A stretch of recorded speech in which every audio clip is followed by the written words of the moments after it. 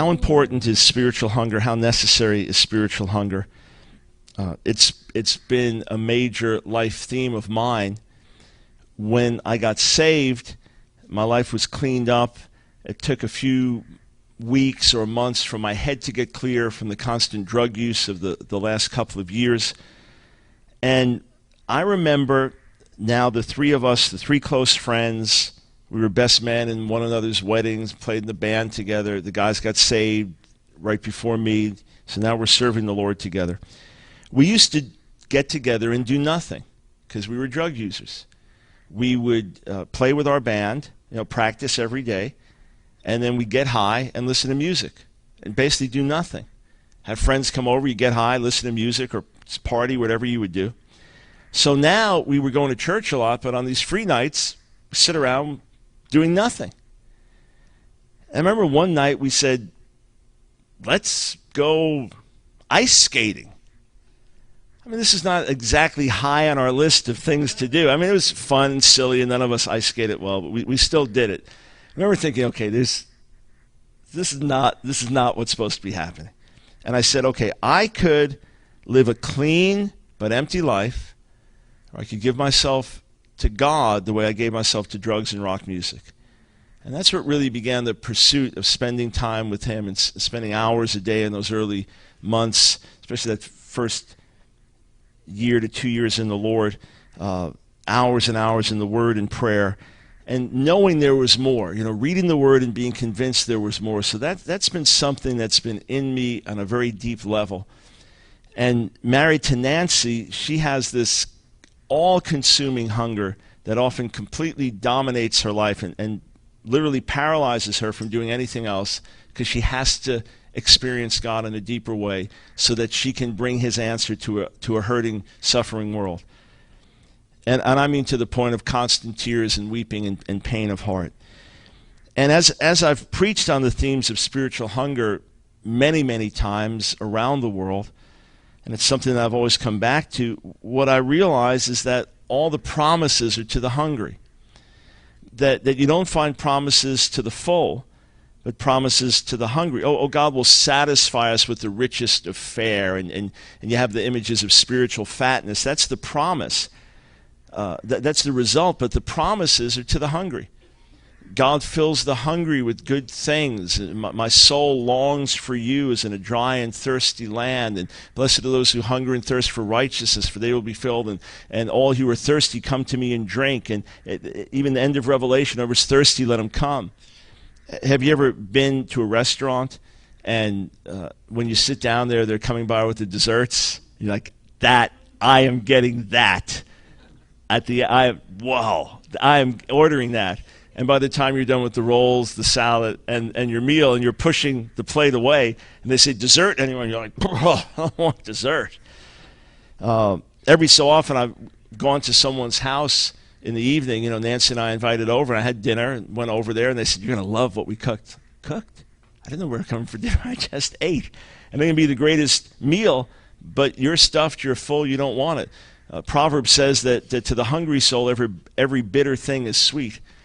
And because we are in a tremendously needy world, even if we ourselves were totally satisfied, we have a dying world, we have people bound with every kind of bondage, we have people sick with every kind of sickness, we have the name of the Lord blasphemed day and night, we have Islam rising, we have atheism on the move, we have all these other urgent situations around us. How can we be satisfied with where we are and what we have?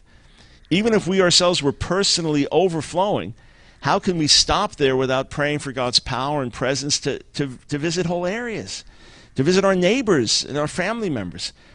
So to me, a life of spiritual hunger is absolutely essential. You ever seen someone really sick and they lose a lot of weight, and then you see them again, they've put weight on, it's like, hey, I'm healthy again. My appetite's back. Lack of hunger is a sure sign of spiritual sickness.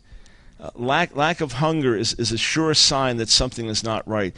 Either for your own life, to know God more, to have Him more deeply, because we are still in this world, and as close as we can be, there's still a separation. There's still that veil in terms of the intimacy that we'll have with Him in days to come. So there should be a personal hunger that's all-consuming.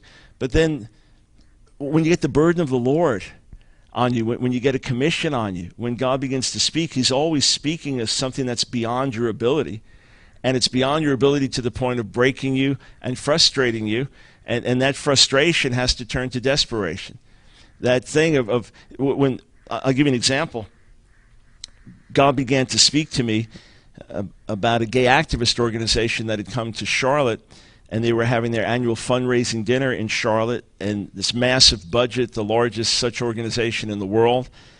And I felt the Lord speak to me, put the cards on the table, expose what their real agenda is. Because the way it's presented, it's like, oh, we all agree with that.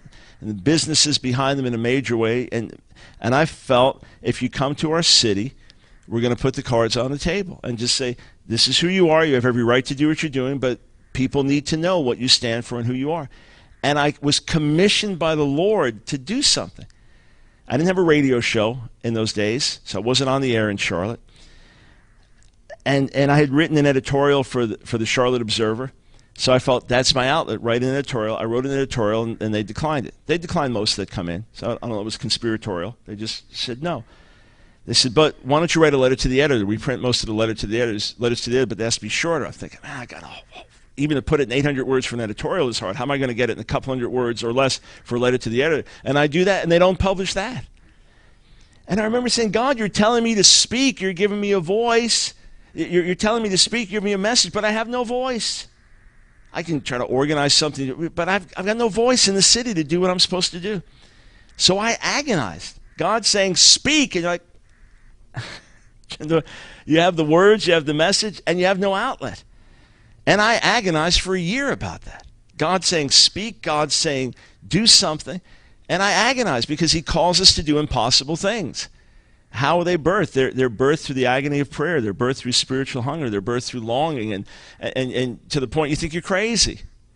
Many of the things I've done already in life when God first put them in my heart, and you get the desire, you taste it, you see it. It's like a single man and the woman of your dreams you see, and you meet her and you're going to marry, and then she disappears. So you have this spiritual experience of you see it, you touch it, but now you can't get it. You agonize in prayer. Many of the things I agonized in prayer for over the years, in the midst of it, they seem crazy and impossible. You know me on the other side of many of them, but I knew me when they were crazy and impossible. Just like when I interviewed Reinhardt on the radio and he talked about the Africa shall be saved word that he's preaching in the small African country of Lesotho. He's getting no results, and he preaches to 5 people in a hut and preaches his heart out. Nobody responds. And that's the night he has the first time the Africa shall be saved vision. So you see it, and it's bigger than you, and you get a commission, and so you agonize in prayer. And I would journal things over the years about things God was telling me that I was supposed to do and be in the midst of. And I'd journal them, and then a year or two later, I'd be praying and get overwhelmed with the same burden. I mean, overwhelmed. And I thought, this is out of your mind. This is crazy. You dare not even speak about this. But I journal it, and then I discover you journaled almost the exact same words a year ago. And 3 years before that. It's like, God. And I concluded, either God is speaking to me or I've lost my mind. One of the two. And I'm losing my mind consistently. The Human Rights Campaign, this gay activist organization, 1 year later, we got the strategy. And each of the next couple of years, something happened, and they have now left Charlotte. They no longer hold their fundraising dinner in Charlotte. For whatever reason, they're no longer there. But I remember that distinct thing, speak this, do this, and every door that I knew closed. And I had a commission. So what do? You agonize in prayer, and you cry out, and you pray. God tells you, take this area, do this, go to this country, and every door closes. What do? Well, praise the Lord at the right time, and it'll open up. Nah. Not if this thing's been planted in your heart. Not if it's become core of your being. Not if your whole life is caught up in seeing that thing fulfilled. So that's where the hunger and the thirst burst this thing. And that's where, give me children or I die type prayers, that's what God responds to. And the other side to it is, again, without the hunger, there's no room. This glass is, 90% full. There's only so much you could put in it. if I drank it all to the bottom, then you could fill it. And if it was a 100-gallon keg or something, you could fill it all the more. So how much capacity is there for God in my life? How much room is there for God in my life? If God visited many of our churches that were not God-hungry churches, it wouldn't be welcome. I mean, churches that you're itching to get out after an hour and 10 minutes, and it seems like the longest hour and 10 minutes of your life, if God shows up for 6 hours, how many of those people are ready for that? But the hungry and thirsty, it's like, God, don't leave. Don't leave. So it's an essential ingredient for God to move and act.